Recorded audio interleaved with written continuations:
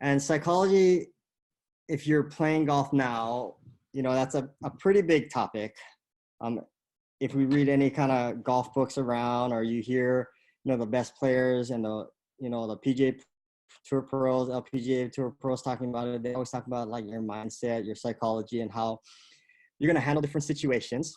We're going to dive a little bit deeper into, not just the kind of surface stuff that we see in the media and on TV, or like just in even books that we sound. We're going to see how we can tailor this, specifically for you guys. So an overview of what psychology is, it's basically, it's how your mind works and how it affects your behavior towards achieving like anything that you want. So if you're all in here, right, we're all playing golf. We're trying to achieve the next level in golf. So, how does our mind relate to, getting us the momentum or getting us through to achieve like whatever is next for us? Hold on one second. Got Caitlin back in. Hi, Caitlin. We see you now. So, yeah, psychology is how our mind works and how it affects our behavior towards achieving anything that we want. So, things that we always see is it's how we're thinking, positive thinking, a good mindset, positive mindset, encouraging. It has a lot to do with just thinking better. So we often relate just psychology or mindset, however you want to think about this, in just how we think. But it goes far beyond how we think. It goes into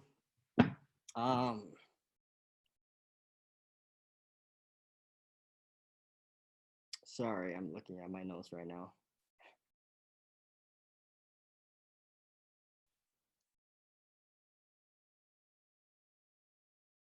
So yeah, so sorry, lost my train of thought. So it's not exactly how your mind works, but it's also, what creates what you're thinking, your physiology, the actions that you take that get you to think what it is. If it was just as easy to think better, right, we'd all be doing it and we would be thinking better, and that would be the end, right? We would have, something that brings us down, and then we'd say, I'm just going to think better, and then it'll be better.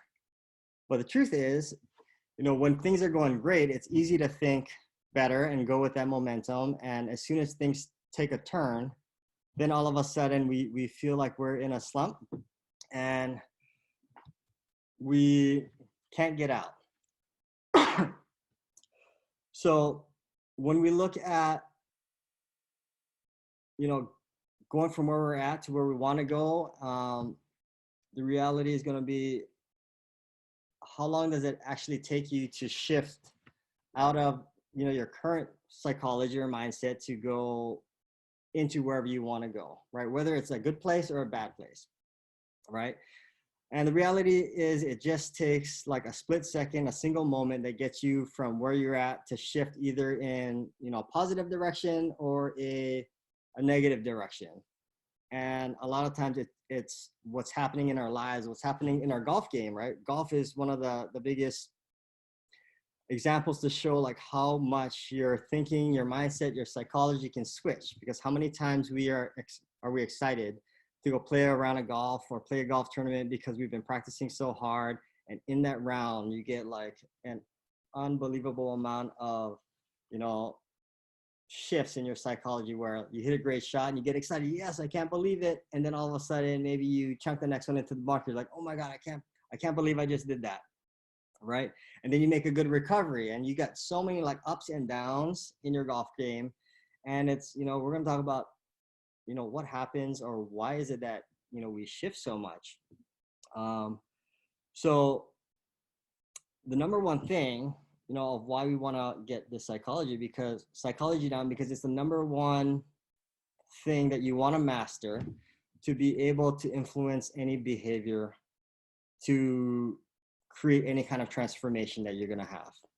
So if you don't do anything else, if you can just master the psychology aspect of it, it's going to dictate and take you on the journey on how to create what you want, how you take the actions, and how to influence the behaviors that you need to do to get to where you want, right? It's so easy to come up with our goal sheets and say, I'm here today, I want to get to this space, I want to shoot this score, I want to get A's on my exams, I want to do this. It's so easy to see, but it's that process of it's always exciting when we create it, but what happens when things don't go our way, right? It's also very easy to get discouraged.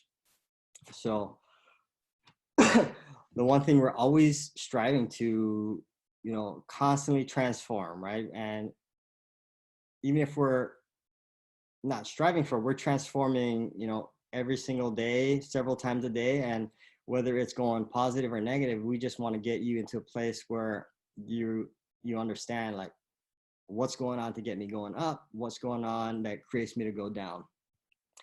So I'll share with you a little story from my past that goes into psychology and mindset and behaviors. I love that ice cream.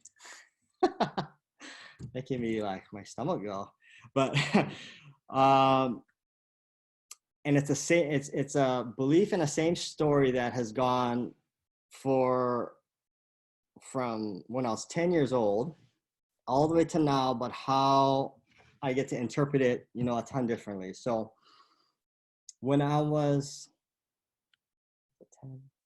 10 years old, I want to say 10, or maybe the summer of my 10, I was already playing some golf tournaments, and our big goal in the summer was to qualify for Junior World and in San Diego. And there's 3 events in Hawaii to qualify. So you play 3 events on each and one of the islands. So between Kauai, Oahu, Maui, and the Big Island, every year 3 islands would host an event, and it would kind of rotate every year.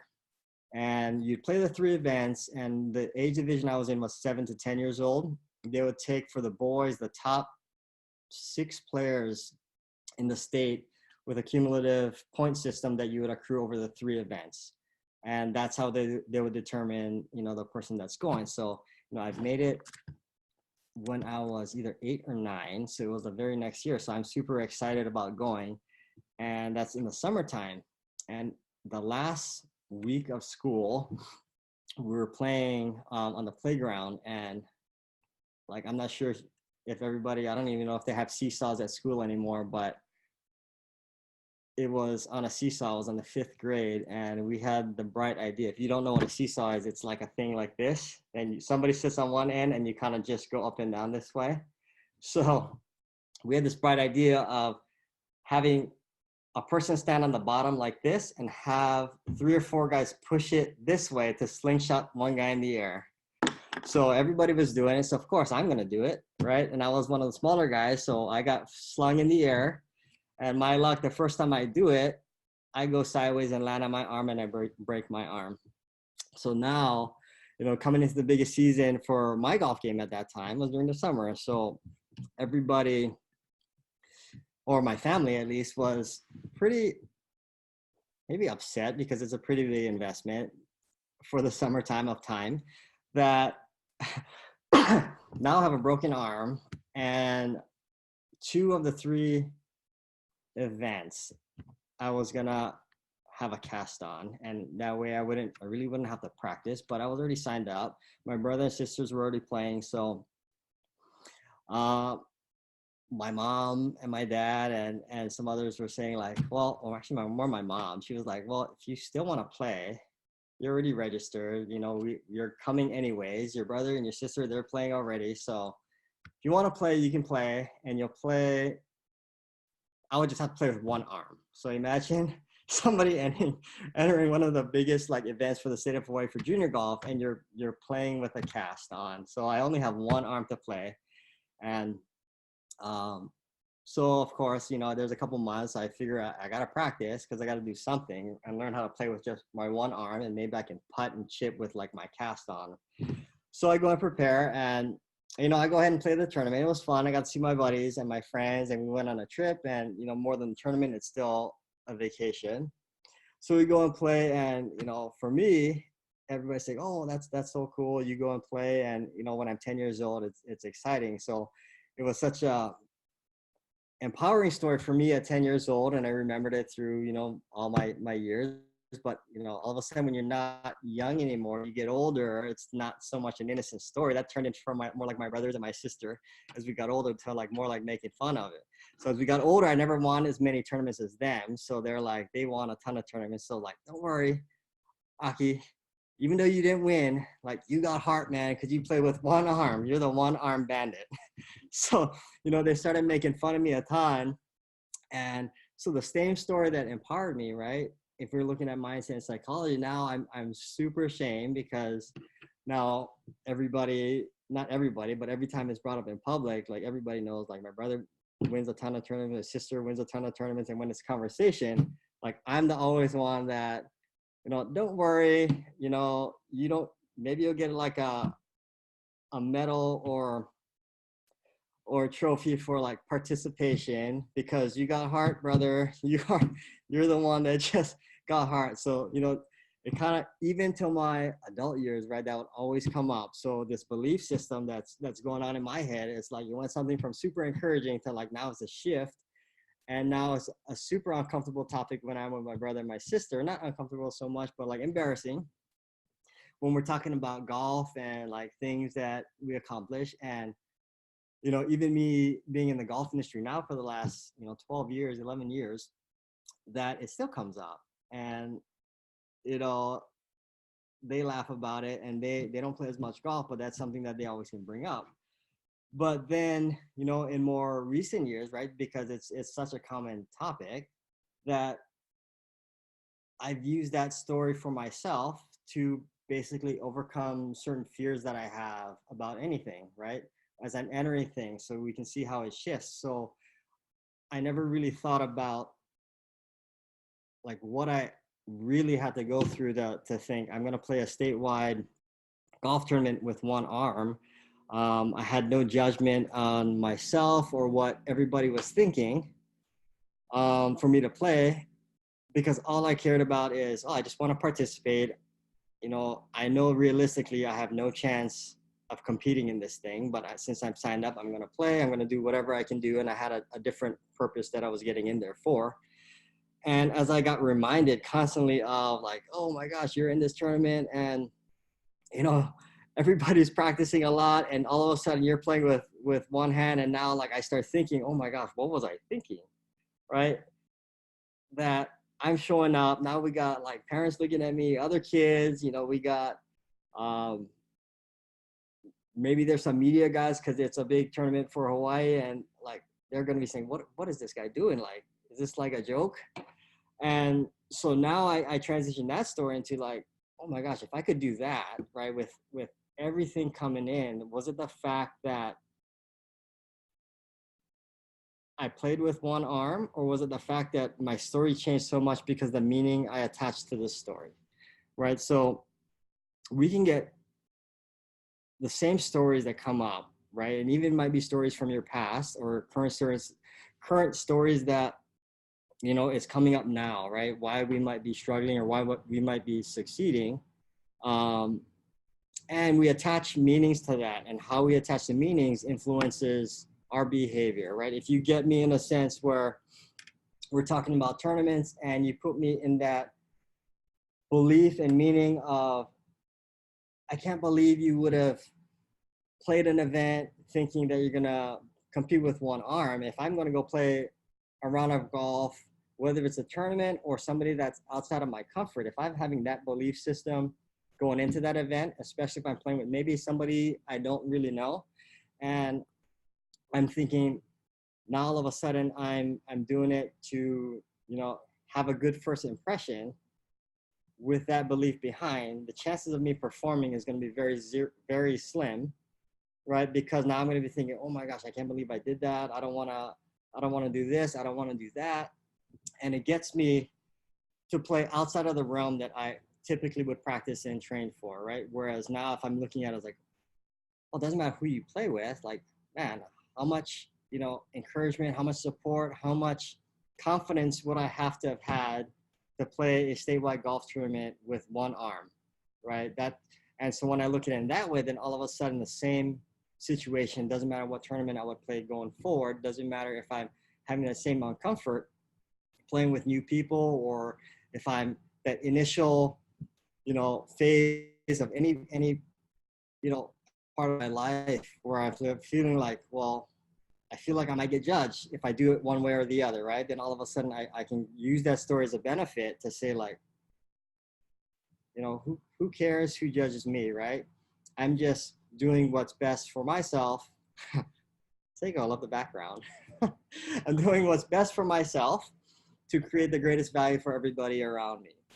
So did want to share you that story just because we'll always get stories that come up into our life and experiences, and it's the meaning that you attach to these experiences that's going to make the biggest, shift in your psychology. So the psychology is more than just a mindset, though. It's a process to get there. So I'm going to share with you a little frame. So if you are taking notes, you can write some of this stuff down.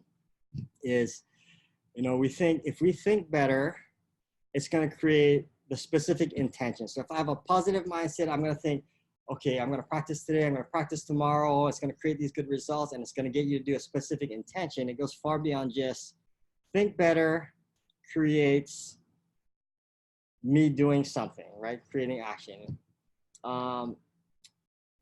There's several levels that come before. So for example, our psychology, everything starts with the information that comes in. So the knowledge that you have. Anything you learn, anything that comes in, information that comes your way and passes through you or passes into you, that automatically shifts and goes into your thoughts, your values, and beliefs. That's what enters in. So, for example, right, you might hear somebody say, "Hey, great swing there," right? That is information coming your way, and then all of a sudden it gives you a thought, belief, it gives you certain values that you attach to yourself. Somebody goes to you and maybe they're trying to mess you up, or maybe even if they're making fun and you misinterpret it. If you've ever, had friends that you misinterpret what they tell you, and they might say, "Oh my gosh, can't believe you wore that shirt," and they were joking, but you took it as an offense. All of a sudden your thoughts, your values, your beliefs that came in, you're going to be thinking, "Oh my, should I be wearing this shirt? Should I go buy another shirt?" Right? But if you knew they were joking, then you would interpret that information a little bit different, right? So the information that comes in is the start. Then the second thing, once you get the information in, it's how you interpret it. So we kind of went a little bit into, like, once you get those belief systems, like, what are you going to do with how that comes in? Your interpretation, goes one of two ways. It goes, positively or negative. And depending on the context of how you interpret that, as we shared the story that I shared with you earlier, but you can think back to any situation in your life and hearing anything, you may have heard the same thing from different people, but depending on the person, you would interpret that a little bit differently, right? So like you looking in, if you heard something from a teammate or a friend, right, where they said, let's say they talked about maybe grades that you have. So if you're a classmate in school and they're like, "Wow, oh my God, I can't believe you got like a B," right? And then they'll be kind of joking around with it. When you're trying to get an A, you'd interpret that one way. But if your parents come on and say, "Oh my gosh, you got a B," right? Totally different context. Same information comes in, but how you interpret is going to dictate what you're going to do next. So once you get that interpretation in there, then the next step it follows through is your identity, right? So how you interpret that information that comes in is going to directly attach to your identity of yourself, right? So whether it's from your classmate or your parent, that's going to take you in two separate routes. And now you'll have a belief system that has a meaning and value that you're attaching to, like who I am, who you are, right? So if it's jokingly, and maybe let's say we're talking about golf, and you'll say, wow, that was a great shot. That knowledge there, if it was a good shot, could take you upwards because you actually hit a good shot. It was ended up 2 feet from the hole. And then you say, yes, I can't believe it. My practice did pay off. I am as good as I think. But then let's say you hit the exact same shot. Somebody tells you, hey, great shot, ends up 2 feet from the hole, but then they say, oh, but you hit a little bit fat, hit a little bit behind the ball. So now all of a sudden you just interpreted that differently. And then even though it ended up, a foot or two from the hole, same result, your interpretation now goes into a different identity that you create yourself. Like you might then say, I guess you went 2 feet, but I got to still practice because I didn't hit it solid. I got to hit it more solid, right? So if you've ever gotten that situation, I can tell you tremendous amounts of time, just me thinking about it, right? When we're playing golf, we always hit our shots, but we always have, post thinking that goes on after your shot. So how many times have you hit a shot and you get an initial response that, let's say you hit a little thin, right? And you feel a shock in your hand. The initial thought after you hit it is going to be, oh my gosh, I hit it thin. And then you look up and then it ends up rolling by the hole, right? If you played enough golf, I can tell you that has 100% happened to you. Or you hit a shot, it's a little bit fast, like, oh my gosh, a little fat. You look up and it's flying at the hole and it goes, goes over there and it goes near the hole. But you also have associated the exact same feeling with, oh my gosh, a little fat, you look up, it's flying into the water, right? Oh my gosh, a little thin, it's blading over the green, right? So our psychology and what we think and how we're interpreting all of that stuff that comes in creates the identity for yourself, right? So now, regardless of where your identity is, whether it's an encouraging, like strong, optimistic identity or a negative and discouraging identity, depending on where that takes you, is then going to shift into the intention that you have, right? So the intention is what we're always shooting for, right? We're always saying, like, you got to do more things, you got to take more action, all of this stuff. If you think better, you're going to have better actions and you can do it. But if you're creating a wrong or a discouraging belief system, the action that you're going to take is going to follow your belief. If you're excited about it, how many times have you finished the best round of your life playing golf or had your best tournament ever? And then you're so excited because, yes, I can do it. The practice paid off. And now I'm going to want to practice more. And the opposite is true, is how many times did you struggle in a round, right? That creates a discouraging identity. And all you want to do is hang up your golf clubs and take a break, right? What changed other than the information that came in, how you interpreted, and how you create an identity for yourself, right? So your intention follows as much as you're going to hear and you're going to read and see. Your intention and the actions that you take is everything.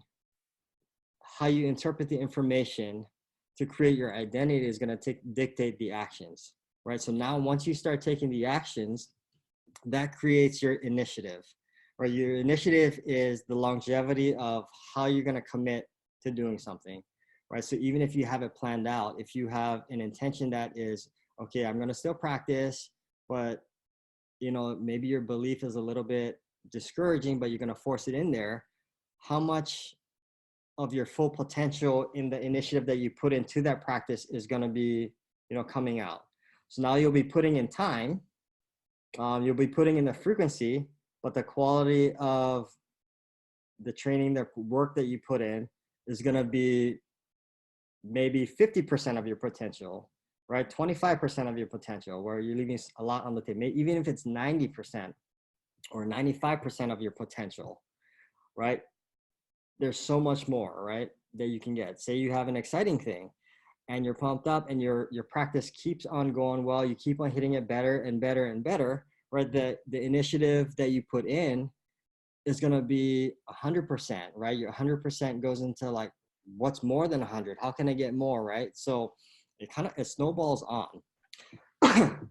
So it funnels down these steps all the way, and the last step that you'll hit is your influence. So your influence is your your social atmosphere that you're in, right? We're in a society that is social, right?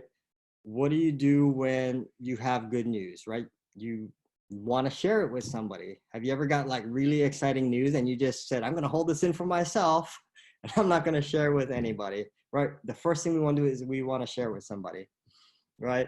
What happens when we get embarrassing news or something that, is more discouraging, something we didn't anticipate? Those are the ones that we want to hold to ourselves, and we close down and we don't want to, get anything out of it, right? So looking at our influence and our social abilities, right, and our ability to influence others is going to be key, because if we can influence others, then it cycles back to the information that comes in. So this is the loop, right? You go from information to interpretation to creating your identity, which sets your intention or actions, which then creates your initiative of how well that action will be taken. And then how can you then influence in the social atmosphere the intention and results that you got, right? So if you got really great results, you're going to share it with somebody, share it with your friends or family, a tip that worked for you, you're going to share it. And what does that tell you? It brings back the information in your head, like, yes, I know what I'm talking about. I share this, which creates an interpretation that says, yes, I know what I'm doing. I am an expert in what I'm doing, right? I'm way better than I thought I was, which creates an identity that is better than what you were before, which then creates the intention of really massive action with initiative that is at the maximum potential, which then creates another set of influence in the social atmosphere and loops back around. So does that make sense to everybody? If we take that and we look at how, just in a basic context of a round, anything that you go through will fit in that context of what I just showed you. Your information, your interpretation creates your identity, your intention, your initiative, and your influence. If we take a normal round of golf, we're going to say, I'm going to play, and let's just say everybody here has been constantly playing. So we'll just assume everybody's been playing the best golf of their life, and we're going to tee it up. We teed it up today, and we're going to talk about like a round that we played today. So we go off and we have the highest intention of playing and the highest belief. So we're going in like at the top of our game. First of all, we then top the ball. What does that create? It gives you information into you that I topped it, which then gets interpreted that I never top it. I wonder what's going on, which then creates identity of, well, do I really know what I'm doing? I think I know what I'm doing, right? Yeah, I do know what I'm doing. I just got that lesson and I figured out how to top it. I figured out why I topped it, which creates my, intention on the next one, right? And so we step up to the next one, which then says, pretty confident I know, and this is how much potential I'm going to put into this next shot based on my capabilities. Maybe this is not the shot I'm going to want to share with somebody else. You hit the next one and you top it again, which then cycles into more information. Whoa, what was that? Another top shot. You interpret it even more negatively, and then you create this downward spiral that goes down. But you can also take the belief that you hit the best drive of your life on the first hole. Wow, that's really good information. It went super far. It was from all that practice I did. It was from the lesson that I took. It's from maybe that YouTube video that I saw in that long drive contest, whatever it was. And you interpret, yes, I understand what I'm doing and I can apply it and I'm really good. Creates a really good identity, and then puts better intention on the next one. Gives you the initiative of the potential of your shot. And that's something that socially you're going to share with somebody to make you feel like you're the expert that goes funneling down. So I hope you can see, like, this little frame creates everything in your belief system. So it's not just how you think, it's the behaviors that are coming from what you think that stem off another. So it's as easy as we might see, we'll just think better, right? We'll read this, personal development book that just gets you to, believe in yourself. It goes far beyond just believing in yourself, because it's the actions and what you're really looking to do is like, where in this cycle is it getting, can you interrupt in the middle of the process to then create a different information coming in to then create a different interpretation and identity for you to continue. So you don't want to leave it to chance, or you don't want to just leave it out there to say, I hope to hit the better shot. I hope for my grade to get better in the next test. I hope for this to create the information coming in. You have to create triggers and processes that's going to interrupt the pattern of what you're going, and then you create the new information, right? So everything that you're doing is going to funnel off of, you know, what this does right here, right? I just had read something earlier that kind of goes along the same point, is your belief and behavior relationship. So if you have encouraging beliefs, that creates really good behaviors, right? That match your beliefs, which then creates better beliefs, and then you get better behaviors, better beliefs, and you kind of have this encouraging cycle and this growing cycle. But it's also true, if you have a negative belief, gives you poor behaviors gives you poor results, which gives you, you know, poor beliefs or worse beliefs, it gives you worse behaviors, and it kind of cycles down. I found this saying, so I'm not sure if you guys know Tony Robbins. Tony Robbins is a performance coach, and he's been out there for a really long time. He's one of my favorite guys to read, to listen, to go to some of his events.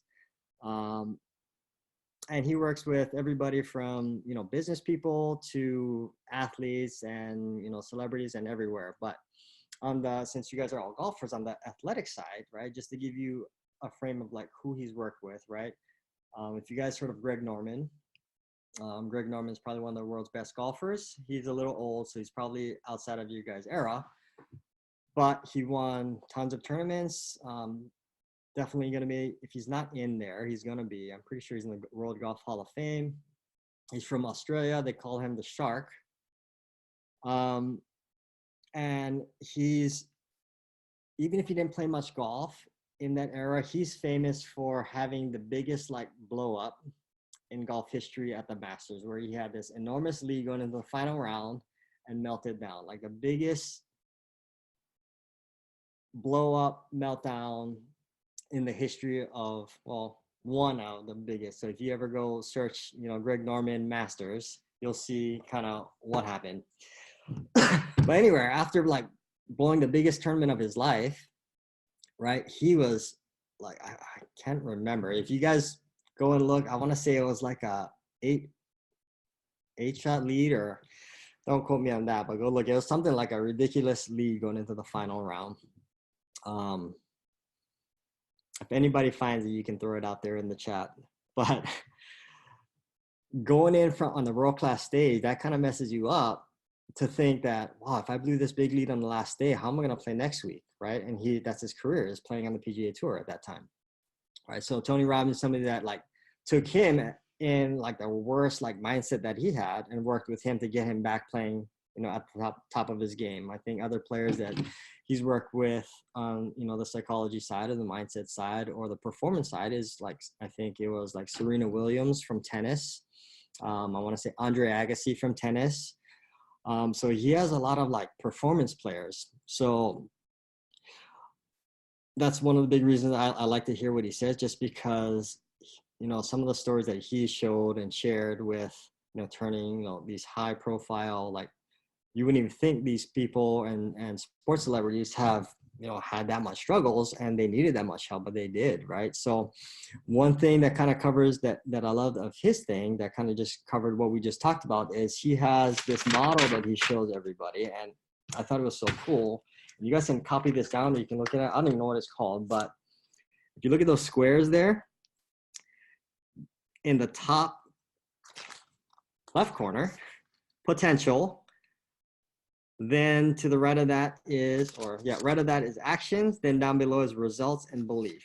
So if you look at that, right, that is how basically our momentum works, right? We have a potential here. And let's say we have a,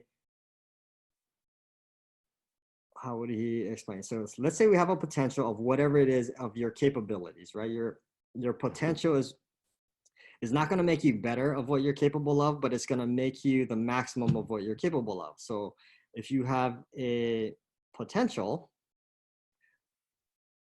and you get that potential and you have a set of actions that you do, now those actions could be good actions, mediocre average, or mediocre actions, or poor actions. Depending on those actions, right, your intent of those actions is going to be driven from your potential. So if you have really, really high potential and good mindset, you're going to put tremendous amount of action in there. But just because you put really good actions in there, it doesn't mean you're going to get the result that you want. So how many of you have had really good mindset and practiced really hard, put everything in place, went to go play a round of golf, and it didn't come and end up like what you wanted, right? We've all had that. I've had that, hundreds and hundreds of times. So if we get whatever result we get stems into now our new belief, right? And depending on our belief sets us to our new potential. So this is the one reason why we can spiral upwards, right? And get that momentum to like play good and keep on playing better and better. Or we have that one rough hole and you spiral downwards. We have that one rough round and we continue to go down. Because let's say you have let's say we start with high potential, right? We got in with super excited. We put in every action possible in here, right? Gives us okay results. Now all of a sudden we're telling ourselves in our belief that, well, I guess I'm just okay. I'm pretty good, not as good as I thought, which then puts you into your potential. So now if I have just okay or pretty good beliefs, what do you think that does to my potential?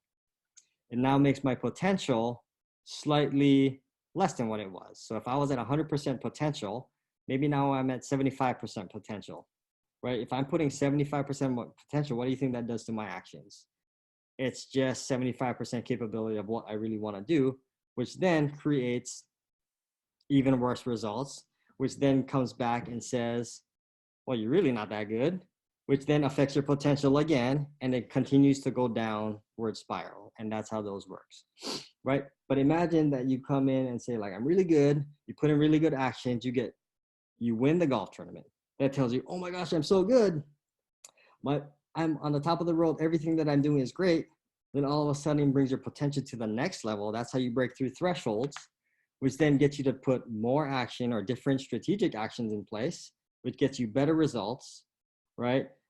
Ups your belief, better potential, and that's how we shoot our best rounds of golf, right? We have a really good hole and says, yes, I knew I could do it, right? You start putting processes in place on how you're going to plan the next shot, where you get a good result. You tell yourself, yes, I know I could do it, really good, more potential, tap into that actions that you have, give you better results, and now you start lining up par after par, birdie after birdie, and you keep it going where now all of a sudden, it feels like nothing can go wrong. So if you've ever played rounds of golf where it felt like automatic and like, oh my gosh, this round of golf was so good that like there's nothing that I could do that went wrong because everything I told myself I was going to do, I did, right? And that's how that cycle works. But the moment you said, I'm going to tell myself, this is how I'm going to do it, and you got poor results, all of a sudden your beliefs went down, took your potential down, actions went down, and then you go down that cycle, hoping again to say, waiting and praying for the good result to happen to then change your belief. So the point of this is somewhere in this cycle here is where you're going to have to identify like what is going to be best for you, right? Some of us are in a place where we need to up the potential so we can take better action. Some of us have the tremendous potential, right? And just need to be able to strategically place better action here, right? To create the results. Whereas sometimes we just got to change belief systems to then affect the potential. So this, just like the other friend that I showed you, will dictate almost any situation that you're going to go through. And all you're trying to find is how are you going to, interrupt this pattern to create the result that you want. At the end of the day, we want the results. So you're looking at those pieces to, get the result that you want.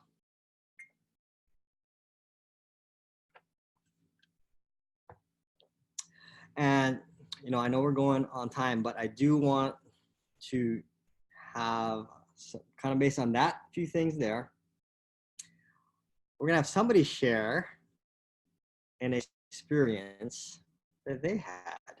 And I'm just going to call you up. I'm going to call the person that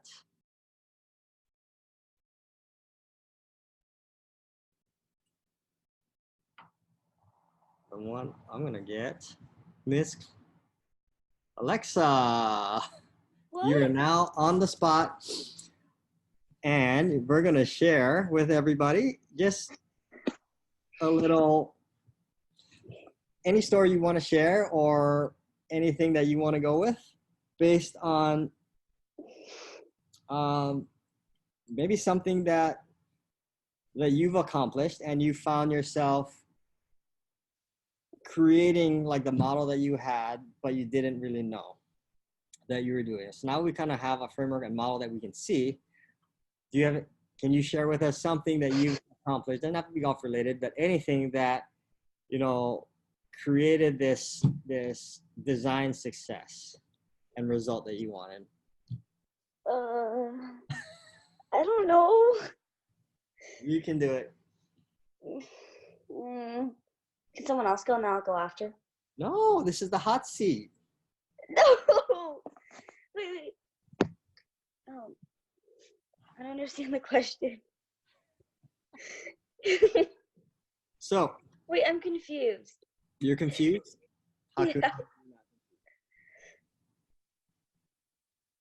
Yeah. So what's a story you can share with us where you found it extremely difficult to achieve something, but yet you still achieved it? Running? Yes. How so? I don't know. It's just hard for me to run at school, like the mile. Hard for you to run? Okay. Yeah. And so I have to do it, so I did it. Okay. Yeah. So you did it. And so that's something that you didn't want to do? Yeah. So now if we explain what made you do it? I guess the motivation our teacher gave us. What was the motivation that he gave you? I don't know, like, he always says this thing, like, you don't have to run, you can run. Mm-hmm. Because, like, apparently, like, one of his friends, like, got his legs cut off or something. Uh-huh. I don't know, that's just cool that, like, not everyone can run, but, like, I don't know. Okay, so that's fantastic, right? So we have Alexa here. Thank you for sharing. You're welcome. But you went from saying that you don't like running, and then you actually ran a mile, right? And what run a mile is a story, right? Of motivation, right? So either frame that you look at, you then took, let's say we go to that first one we looked at, right? You took information, you told yourself, I don't want to run. I don't like running. Nobody made you run, but you ran the mile, right? Yeah. You took information in, and initially you said, well, I don't want to run. You're going to interpret that and put that meaning. I was like, I'm not a runner, Mm-hmm. which then creates the identity of, I don't like exercising, right? I'd rather do something else, right? You create this identity for yourself. So now if you say, I'm not a runner, I don't like exercising, chance of you then putting the intention to run is going to be far less likely. And if you do run, you'll probably just put very minimum effort to then just go through the motions. And that would be a story that you wouldn't want to share with anybody. Then would make you more information come in and say, well, I guess I'm not really a runner, and I'm just going to do it because I want to do it. But now all of a sudden you heard a piece of information that said it's a privilege for us to be able to run, which then you interpreted and you said, well, not everybody can run, so it's an honor for me to run. Now you feel privileged that you can run, which then makes you have an identity to say, for example, it could be fun to run, because if I couldn't run, what would that be like, right? So I want to be athletic. I want to be a runner, right? And then you put more initiative in, which then gives you a story that you can share like tonight. You went from not being a runner to then being able to run a mile at school. And have you done the mile more than once? What? Have you ran the mile more than once? Every week. Every week. So we go from, and that's an amazing story to share, right? You go from not being a runner, not wanting to run. So now you can share a story that you are a runner, right? You went from not being a runner to running the mile every single week when given the option to not run if you don't want to. So if you cycle that story over and over and you keep on going, then all of a sudden, right, we might see Alexa this summer running a marathon, right? Who knows? But that's something that you can share, and it makes you the expert. It gives you a better belief and identity, which makes you want to do it more, which makes you, you know, potentially want to get better at running, right? Run faster, right? Maybe keep up with some friends that might be in the class, maybe lead the friends in the class, right? Which puts better intention on there. So thank you for sharing. You're welcome. I'm going to ask one more person to share. Give me one second.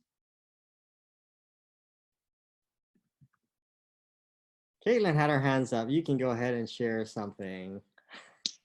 All no, right. I did not. Thank you, Caitlin, for joining. I did not have my hand up. Seiko said, pay attention. And I'm like, I'm here taking notes. What do you want from me? All right. So, Miss Caitlin, let's hear a story that you can share that you broke through on something that you thought may have been impossible, difficult. Well, what probably sits out to me the most would be the first time that I really played like a round of golf by myself, which was at Arroyo, and Seiko set it up. She knows exactly what I'm talking about.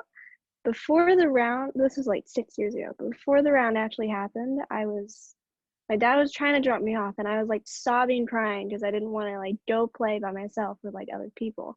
And I was so like scared, but I ended up doing it, and I got through it. I was still crying through 3 holes, but I still played through the holes while trying, and now I'm here. So perfect. So that's fantastic. And you want to share with the rest of everybody who doesn't know you, like what your background is? And well, I'm currently a senior in high school, and I've been playing for 6 or 7 years now.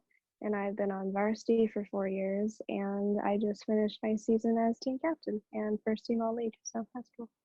Fantastic. That's a crazy and fun story to share, right? Go from crying, sobbing for the first 3 holes to, 4 years as a varsity golf player and being the team captain at your high school team. That's like incredible, right? And if you look, and you can still cycle, and we'll use that example too, right? You can cycle through all of the frames of,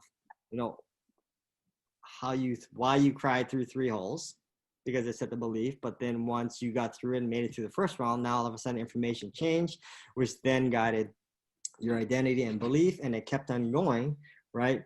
And maybe some days it might have gone up, some days it might have gone down, but year after year we can look at the trend that, from freshman to then captain as a senior. That's pretty remarkable, where there's not many people that can say I was the captain of my high school varsity team, right?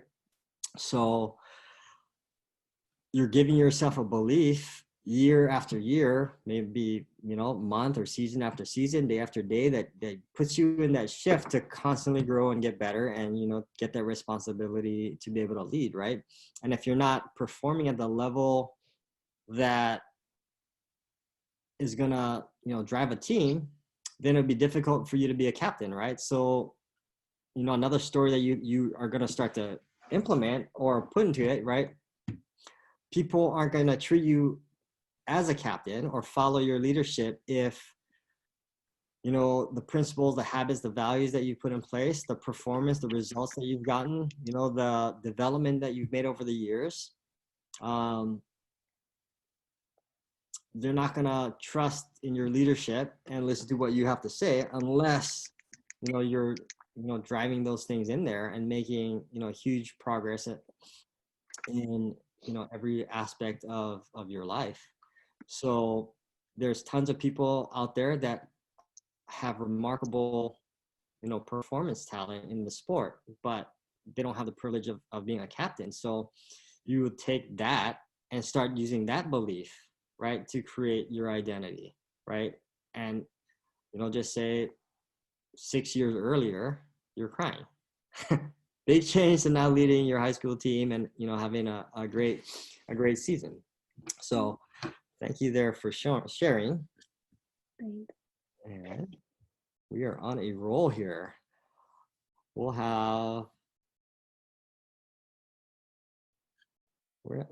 just go through everybody, just share a short little story. So, Micah, we can't see you, but we can sure hear you now. Okay. All right, Micah. Let's hear it. Okay. Wait, so what is it again?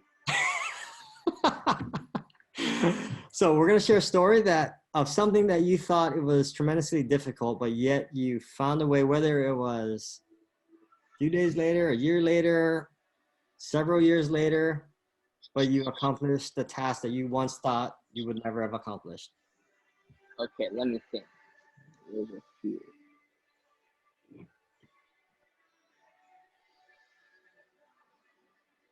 We'll go with the first time I played golf.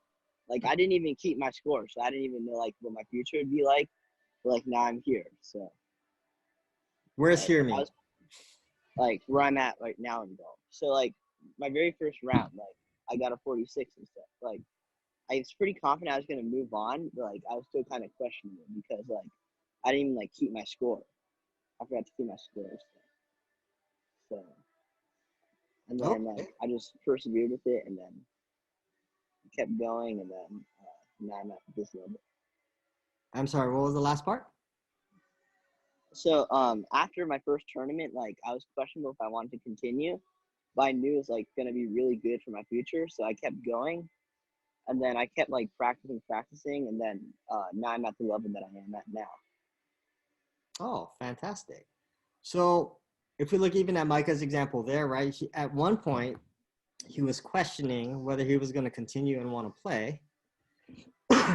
And again, when you start questioning, right, it's because of information coming through that gets you to interpret it and create your identity, and then your belief, which sets your intention. So if we look at what happened, he then told himself another story instead of whatever story that came in first, whatever information that came in, right? He gave himself another story or belief or another set of information that came in to then say, you know, I want to continue, right? For whatever reason that is. Was there anything in specific that came to mind that made you say, you know, I just want to stick through it, I want to persevere? I know you had mentioned that it's going to be good for your future. Was that the primary reason, or was that, you know, was there something else behind it? That's pretty much the primary reason that I want to continue. Okay, cool. So, you know, Micah basically made up he disregarded information that came in and made his own mind, right? He just said, it's going to be better for my future. Maybe I don't see it at this moment, but I can see it into the future. So because of what it's going to do for me at some time in the future, I can then interpret it into the value that you're creating or you're dreaming of, which then gives you a different set of, you know, a different identity, which creates your belief system, which then gets you, you know, to do what you said, to persevere through, right? There's a lot of times, like, think about things in, like, all of your lives that you say, I really want to do, you create a story, and that makes you get excited again. And even as much as you want to say, I'm going to persevere, like you still get other results, and then you say, no, it's not for me, and then you stop doing it, right? You know, I know for myself, there's tons of things that I get that way, right? So it's, if it's something you really want, right, we create the reason and the purpose behind it, because you want to you know, if one story doesn't work, right, or if one set of information doesn't work, and it, you know, you get a set of results that gives you, that you didn't want, right, you put in another set of information that you can then reinterpret. And that would be like a way of, you know, how do you interrupt the typical pattern instead of just waiting for things to happen, right? You'll get the result, you'll get a result regardless, but what you're going to be interrupting constantly is adding new knowledge that you're able to interpret and, you know, set a belief and identity around to then get you to take the appropriate action. So thank you so much, Micah, for sharing. We'll go with Miss Giselle. No. On there. Darn. I don't really know. I think I have a goal. I was at 100 yards for like a long time. And like I also had like my ups and downs through that time, and like it like taught me a lot. And then one day I passed to 150. And yeah. I don't really know what to say after that. No, so that's good. So can you what do you think the biggest turning point for you was to continue when you were, you know, stuck at a yardage to get through, right? So how long, let's say, how long were you at 100 before you got to the next one? I think it was like at least like 5 months or 6. Okay, so if you're doing the same stuff for that long, right? Mm-hmm. There's you know, something that was in there that kept you going, right? Even though week after week you weren't getting the results that you wanted, right? That you prepared for, Mm-hmm. but you kind of stuck through it, and eventually you got the results, right? Yes. So if you think back, right, what would be like a critical thing that kept you moving? So you would say, I'm going to do it next week, or I'm going to practice a little bit more this week, or I'm going to make this shift. I practiced a lot through that time, and still I couldn't get to the level where I was, but then I practiced a lot, and then I got there. Okay. And then right now I'm practicing to get 36 or less to another level. Okay, fantastic. So sometimes, right, what Giselle did there was, even though it took her so long, she was just constantly putting the action in and changing the approach, right? Yeah. You're doing something, right? If it didn't work, you go in and you figure out what didn't work, change the approach. You do it again, change the approach. Do it again, change the approach. So the information that's coming in, even though you're not passing and you weren't getting where you wanted to go, the information that comes in is just going to be, you know, you're still telling yourself a great story, or, you know, good information that you're still interpreting and setting your identity to say, I still can do it, right? Mm-hmm. If you know, you did that for 5 months straight, getting the, you know, the results that you were getting, and finally the one day it passed, right? The moment you passed, what did that do to the new information that came in? Yes. Oh, what did it do to the, so once you passed, what did that then create for you? It created like okay. I don't really get what you're trying to get there. Okay, I'll help you on this one. So once you passed, right? Mm-hmm. Did you tell yourself a new story that was different from before?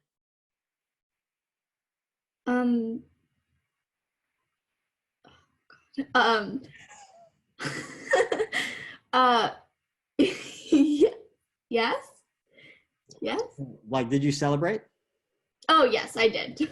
Yes. So celebrating, right? When you celebrate, is that the same story that you told yourself when you didn't pass? Yes. It was the same. So the story that you told yourself when you passed versus didn't pass was the same? Or was your celebration story a lot more encouraging and exciting? It was more encouraging and exciting. Exactly, right? Yeah. What does that do, right? It creates a different identity. Did you feel once you did it that you were a I better, felt more proud and confident. more proud and more confident, right? Yeah. Exactly, right? So you got this belief that then you interpreted and Hmm. created a different identity for you, more proud and more excited, right? If you're more proud and more excited than you were the week before, what do you think that'll do to, you know, your intentions, your initiative, and your ability to influence others, right? Yes. Is going to go up no matter what, right? So very good. Thank you for sharing, Miss Giselle.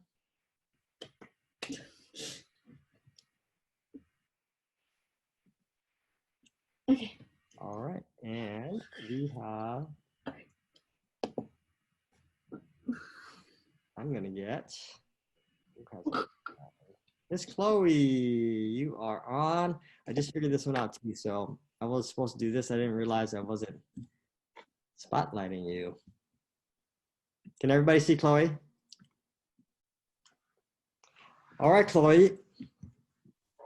Okay, so the story I'm gonna share is like the time that I made the semifinals for the drive, chip, and putt, and I really wanted to make it to the finals. And then so when I got to the semifinals, like I did pretty good in putting, and then I did chipping, and I just like failed. Like I duffed one of my shots, and then like I hit one of them over the green, and I just did terrible. So I knew like after that I didn't even have like a chance of getting it to the finals, which really disappointed me because I really wanted to go to Augusta. And for the longest time I just really didn't want to play golf, and I like gave up, and then my whole game just did terrible. And I was like, you know what, I don't want to do tournaments anymore, I don't want to play, I don't really want to practice. But I was like going into like freshman year of high school the year after that year. So I was like, I don't know what I'm going to do. I don't know if I'm going to do PE because I don't want to do PE. So I guess I'm just going to do golf, but I don't really care about golf. So like a year went by and I just didn't want to play golf. And then I started practicing shortly before the tryouts of like my freshman year. Like I had played in between a little bit, but not really. But like before my freshman year of tryouts, I was like, oh, I got to practice. So I practiced, and I got really lucky because I ended up doing pretty good at my tryouts, and I made varsity freshman year. And it kind of just was like, wow, like maybe I was too quick to like get upset. And I really like this game. Like, why did I quit? And now I've been on the team of varsity for like 4 years now, and I've really enjoyed it. And I just wish I hadn't given up. So I guess that's my lesson that I learned, that I shouldn't give up anymore. Like even if something bad happens, it's just like one day, like one period of time. If you just keep working at it, you'll get through it. Hey, fantastic. That's an awesome story. And kind of so we can see where, you know, that still takes you down the same framework that we've been talking about. But one thing that I want you to, and this for everybody, right? One thing that you want to make sure you don't discount the fact that, you know, I wish I had done this, or I shouldn't have done this, right? Because the moment you discount what happens, right? The reality is if we shouldn't have done something, then we really wouldn't have done it. Does that kind of make sense? But if you change that story by itself, and now you say it's because of that story that, you know, I told myself this, that gave me the drive to want to push myself even through, right? Maybe if you had said, I'm just going to do it and I don't care, and I'm just going to go through the motions, that might not have been the turning point for you to get excited again, right? We just don't know. So even a story that has passed like that, right? It's how we interpret the meaning and the language that we use, right? So like stories that you can share, right? I love how you share that story, but how can we use that to then, create a better belief and identity for yourself, right? You can say, you can turn it along the lines, well, man, it was because I got so frustrated, and use that frustration and that I couldn't, deal with not, I'm a high achiever. I couldn't deal with not achieving something, right? So now anything that comes up, that's your new identity, right? I just can't deal with not being able to get myself to the level that I want to get to, right? And now if you create that as your identity, now everything that's difficult that comes in, right, you can tie to that story. And it's because of the, the struggle that you had that will then get you to push through and like Micah said, get you to persevere and create the results that you want, right? So the language that we use, right, going back to the psychology, has everything to do with, even a great story like that, we can even make it better by changing like the dark side of that story into like a positive, encouraging, boost to get you, to the next level that you want, right? Maybe it's I just don't want to be frustrated. And for that reason, right, we're going to do whatever it takes to get the frustration out. Every time I get frustrated, I don't like it. So I'm going to do something not to get frustrated, right? So we create that new identity. And, the more things you can tie in your identity to, right, the more obstacles you're going to be able to pass through. So thank you so much for sharing, Miss Chloe. Thank you. All right, we are going with, I think we have one more. Justin is gonna go. Everybody can see you now, Justin. I don't know what to say. Actually, yeah, I'm gonna do like my 5 years of soccer. Okay. 5 years of soccer? So like when I first started soccer, I just like stood there doing nothing. and then the next year, I like started kicking the ball, but like I just kicked the ball and like, I don't know, like when I just kicked the ball, and then like my next year I started like actually running with the ball and like actually scoring goals. And then like next year, which is like 2 years before, we like actually got to like the semifinals. But then we lost. And then like at the third place game, we lost. So like, I mean, we went to penalties. So like it was okay, but yeah. So we got 4th place, and then this year, I think, well, we got 1st place, and so like in our first game, which was just like a practice game, we lost 2-0. So, and it was fine because like it didn't count to our actual score. But like so then I couldn't go to that like second practice game because I come to the golf, and then so like in every other like real game I scored at least 1 goal, so I was happy about that.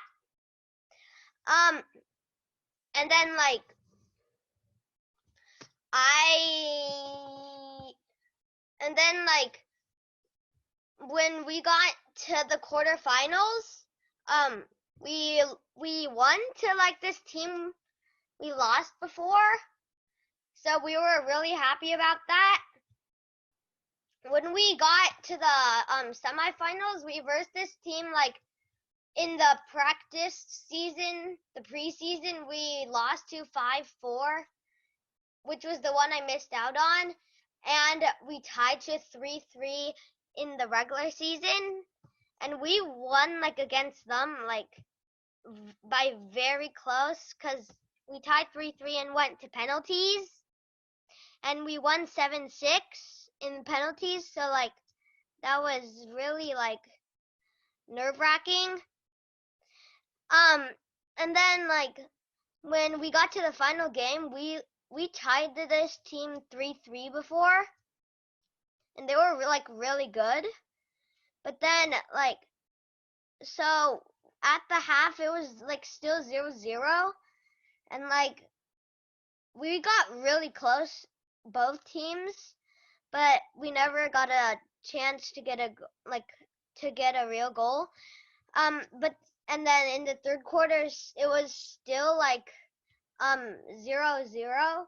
But then in like late fourth quarter, I was like dribbling at the field, but then the defender like took it away, the ball. He like kicked it like really downfield, but then like my teammate was there, and then he like kicked it like the whole field almost to the other teammate, the other team's person. But then I like took it from him and started running, and then like I got the winning goal. So that was like really happy for me, from like just standing there on the field to like getting first place. Hey, fantastic. So even Justin, right? What a fantastic story with soccer. Even as young as he is, you know, Justin, you want to tell everybody how old you are?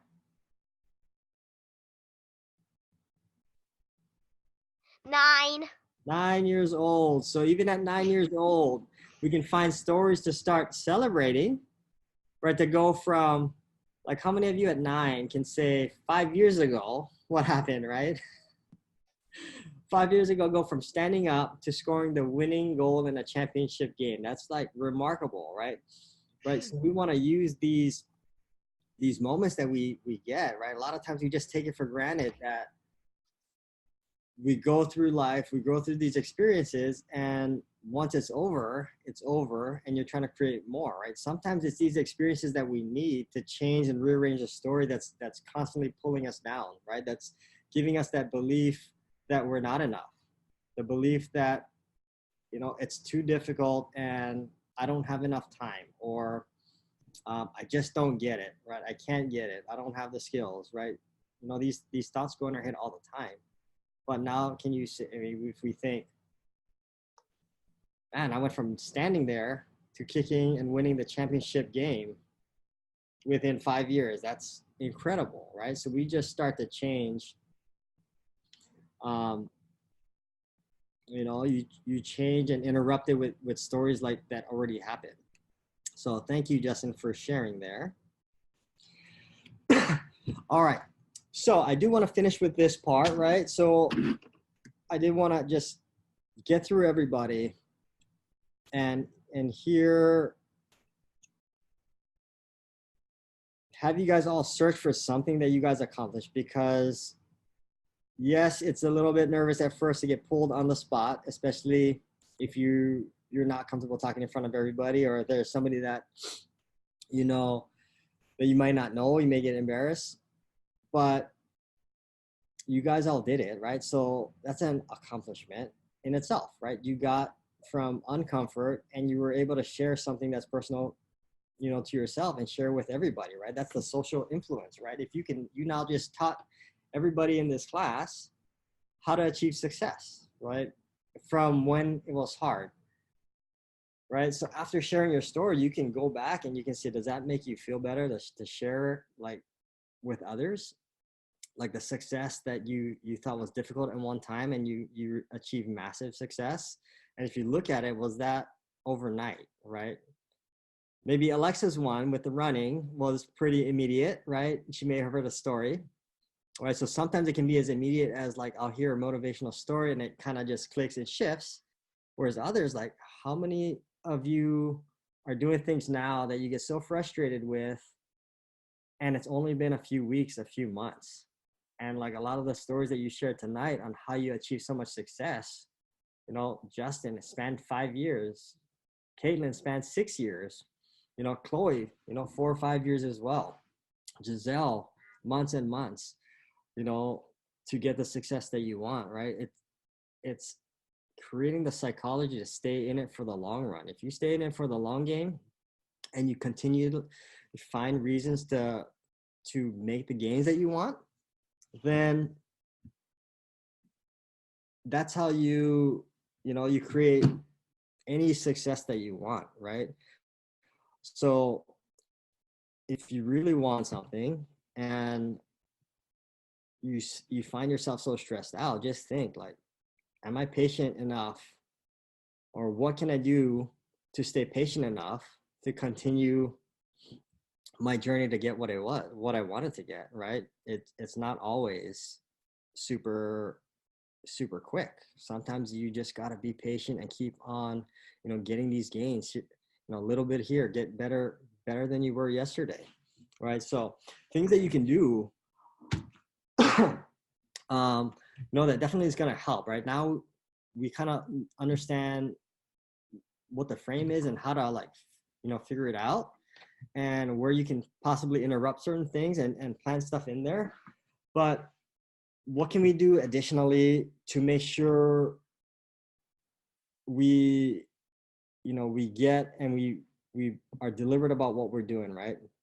So think about your stories and the success that you have. How much intention did you actually have in creating that? Did you do it on purpose to do like what you wanted to do?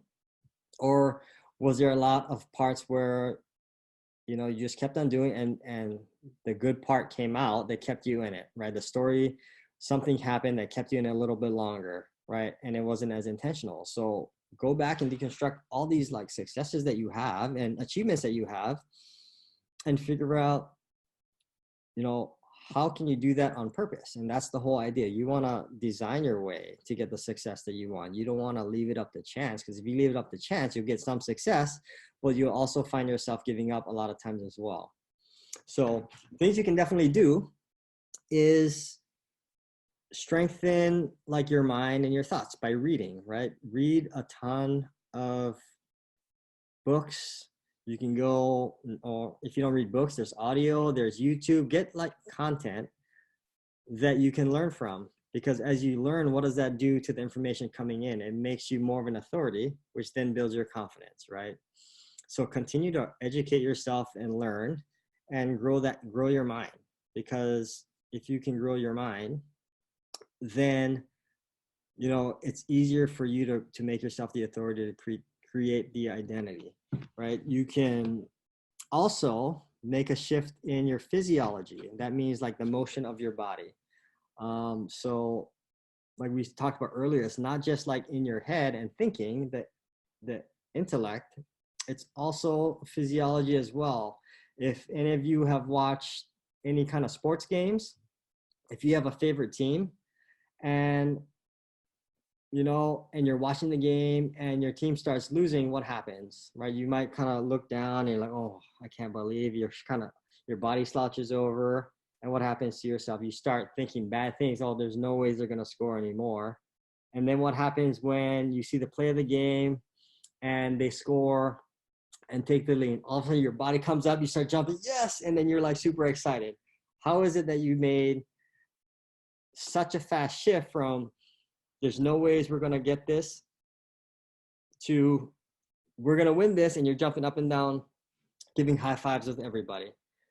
So your mind and your psychology works hand in hand with what your body does, with your physiology. So sometimes it's super difficult just to think your way back into it. Sometimes you just got to move your body, start jumping up and down and celebrate. Is there something that you guys all can celebrate for?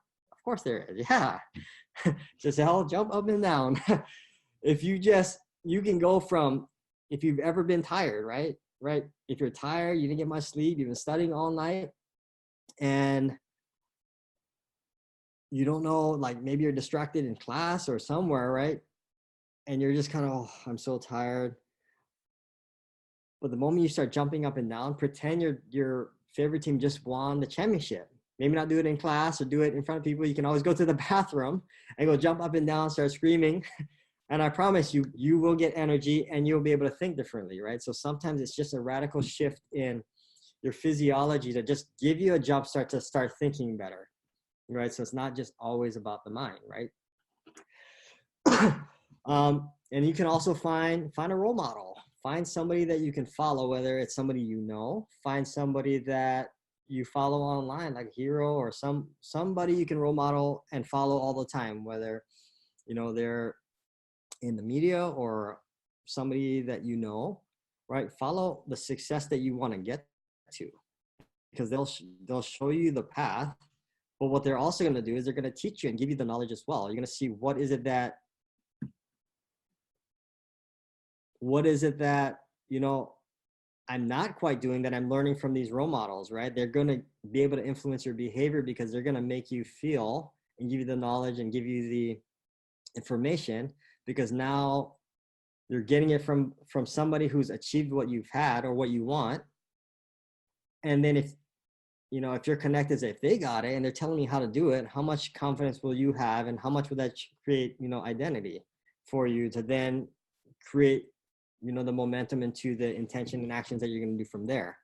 So, you know, definitely find a role model that you can follow, listen to what they're saying, you know, and, you know, become the authority that way. That'll help, you know, create radical shifts as well in your psychology. You know, and finally, just take tons and tons of action, right? Everybody's done it. If you've created all of this success, at the end of the day, it's about getting the result. So take as much action as possible. And if it doesn't work, continue to do it. Change the approach and do it again. If it doesn't work, you change the approach and you do it again, right? And that's something, you know, Tony Robbins, he says all the time, how long would you keep on changing the approach, right? And if you think about it, how long would you keep changing the approach? The answer is you keep on changing the approach until you get the answer that you want or the result that you want. How many times have you given up too early, right? All of the success that you've all got, you know, took a very long time. Had you given up and did not change the approach after, you know, the first few, right? You guys went years to continue to change the approach and you got, you know, the outcomes that you want, right? So anything that comes up from now going to the future, you know, just take action and see, does it work? If it doesn't work, change your approach. Doesn't work, change your approach, and you keep on doing. And through role modeling, coaches, mentoring, right, you'll get better advice, more strategic advice to make your approaches, you know, faster to get to where you want to get. So very good. Thank you guys all for sharing. Thank you guys for your time. I know we went a little bit over this evening and we started a little bit late. But thank you guys for joining. I know you guys could have been doing a ton of other things on your Saturday night, and you guys joined us tonight to, you know, get our psychology in line and be able to create the results that you want. So, you know, what you want to be doing next, if you are not yet journaling, get a journal and start to journal. And, you know, just tonight before, you know, you go to bed or right after you get off this call, spend the next 10 to 15 minutes just coming up with journaling your 3 stories of the hugest success that you've had, that you thought that today you would have thought you would never have stayed in there long enough, or you would have never got it, right? We've all had much more than 3, but start with 3. Just get 3 stories out there, because now it's going to get you thinking about, you know, what did it take for you to get there? Some of them will be just quick mental shifts where, oh, I just thought this, got motivated and did it and achieved it. Others are going to be like, well, I went through all of this stuff, all of this like hardship, struggles, failures, but I learned from each one of these. And since I learned, I changed my approach and made it better. If you didn't learn, right, you can also think about, well, what's the one thing that I may have given up on that I like doing or that I enjoyed at the moment, right? Did I change the approach, or did I do the same approach over and over and kept on doing the same thing and I didn't like the outcome, so then I stopped, right? So journal your 3 stories that, you know, you got to, and even think about the one story that you didn't get, right? The one thing that you're super excited about that, you know, you maybe gave up this year, gave up several years back, and look, why is it that we gave up, right? Start to deconstruct what happened, because what you're really trying to do is you're trying to design your way to get, you know, the results that you want. So after you do those, the last thing you're gonna do is just, what is the number one thing that you're struggling with right now? That's what you're gonna write. What is the one thing that you're struggling with that's giving you the most frustration, the one obstacle that's in the way? And what is it that you can do to change your psychology to create a better and more encouraging and creating the identity that you need to have to break through that one obstacle that's in your way, right? So start now and get yourself to, you know, don't wait for the lucky chance and the lucky break. You know, create that break, right? People that attain massive results and tremendous results, it's not by accident that they continue to get really good results all the time, right? Everybody gets their ups and downs and down moments. But if you look at the people that are constantly winning golf tournaments, constantly in the top 10 in golf tournaments, it's the same people that are doing well all the time. It's not by luck. It's because when things don't go their way or not as planned, they have the belief and identity that they've created and strategies to give themselves that belief, to put the correct actions in place, to then change the course of the result that they have. So I do challenge you guys all to do those things this evening and, you know, get through that obstacle that's really holding you back right now, you know, and make the first incremental gain tonight, right? And now you just design your plan to break through your first obstacle instead of just waiting it out and just saying, I'm just going to keep on going and grinding it out. Grinding it out is good, but grinding it out as you have a strategic plan on how to do it is going to be even better. That guarantees the success that you want to get to. So thank you guys so much. Thank you guys all for your time. And then we will all see you soon. Have a good night.